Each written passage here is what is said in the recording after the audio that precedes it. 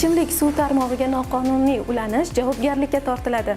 Ichimlik suv tarmog'iga o'zboshimchalik bilan ulanish, o'lchash asboblari va plombalarga qasddan zarar yetkazish va ularning ko'rsatkichlarini o'zgartirish O'zbekiston Respublikasi Ma'muriy javobgarlik to'g'risidagi kodeksiga asosan jismoniy shaxslarga bazaviy hisoblash miqdorining 10 baravardan 15 baravarigacha, mansabdor shaxslarga esa 15 baravardan 25 baravarigacha jarima qo'llanishiga sabab bo'ladi.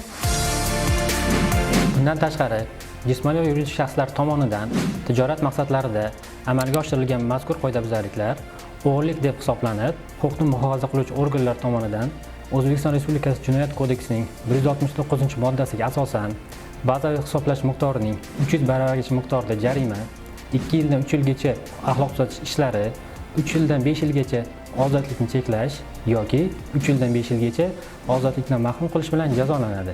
Shuningdek, jismoniy va yuridik shaxslar tomonidan oqov suvlarni chiqarib yuborish tarmoqlariga o'zboshimchalik bilan ulanganlik uchun ma'muriy chora ko'rilishini eslatib o'tmoqchimiz.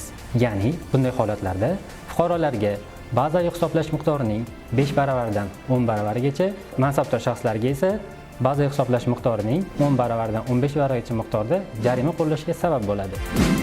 Unutmang, suv resurslaridan oqilona va tejamkorlik bilan foydalanish har birimizning konstitutsiyaviy burchimiz hisoblanadi.